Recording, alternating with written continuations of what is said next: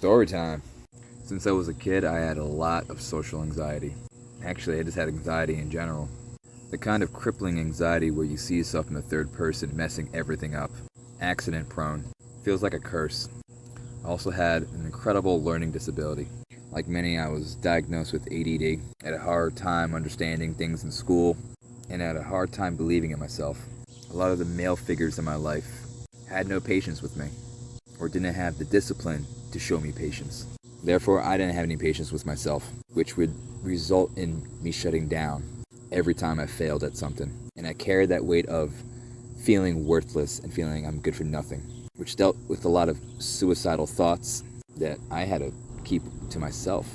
I also had a massive stutter.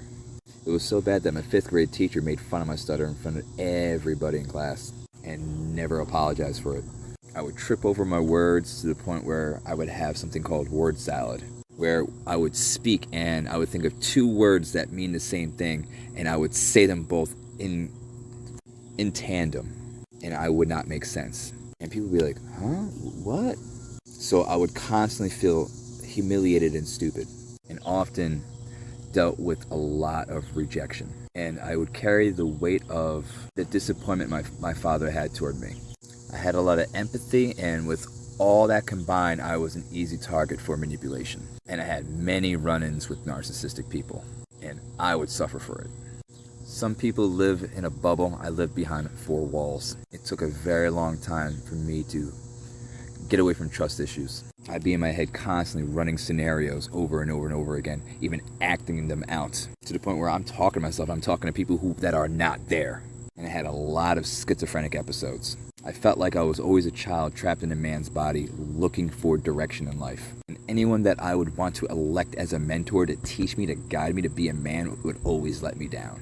Or just didn't want to have anything to do with me, or didn't have the time for me, or find me, at all worth their time. So I had a lot of bitterness and resentment that I carried with me.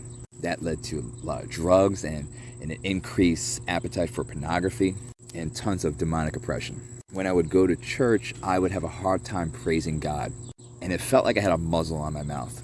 I had that muzzle for 8 years that I was walking with God. Even though, for the most part, I was lukewarm, I was still doing what I wanted to do. I mean, I had my highs and lows, but every time I would fail, I would shut down.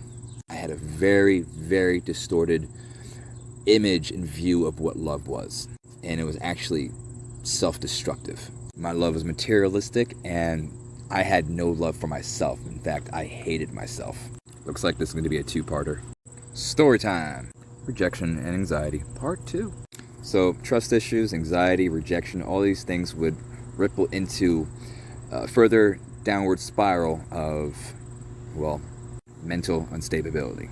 I also harnessed a lot of anger, yet I did not know how to stand up for myself or express myself to be understood. I would have to suck up a lot of resentment. Nothing I wanted to say would come out the way I want to say it, or would be understood at all. So I would shut up, and I would just take all my anger and I would put it into something creative, or I would put it into work.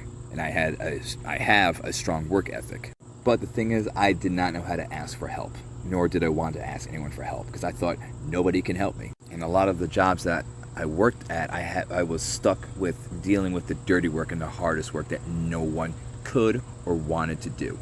And I became a go-to guy. And for a guy who was good for nothing, realized, I'm good at this. So I would hold on to it and take a lot of pride in it. And I would always give my work 200%. And I would look down on people who did not match my energy or my work ethic. And I would seethe watching people slack off, and I had no patience for laziness. I still don't have patience for laziness or procrastination.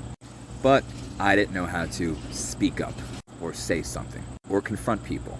People around me would sense my anger and be like, what's wrong with this guy?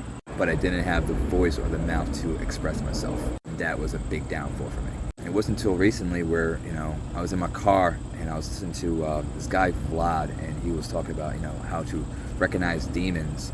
And he was going through a list of demonic spirits, to cut ties and renounce. And I remember one thing that stood out, and this was from Jenny Weaver, was the spirit of rejection. And I'm telling you, everything she said about this spirit resonated so much within me. And once I renounced it, suddenly it was like God went, I'd give you a voice. And I remember I started yelling in my car like I never had before. And I had so much bass in my voice doing it. And for once, I was able to recognize the authority that God said I've always had. And you know what? The funny thing is, I don't blame the devil for putting a muzzle on my mouth, because now I am loud, baby. Ain't nobody shutting me up now. And it's like, I feel like a free man. I was a prisoner in my own body for such a long time. It's like I feel like it's my first day out. And everything that the devil stole from me, I'm telling you, man, God is a restorer and a redeemer. He is who he says he is. So look, if you're dealing with rejection, I feel you. I feel you, man. But let me tell you something. Trust in God, and he has given you the authority. Renounce the spirit of rejection. You gotta get sick of the devil. You gotta get tired of him bullying you around. You gotta give him a vocal uppercut.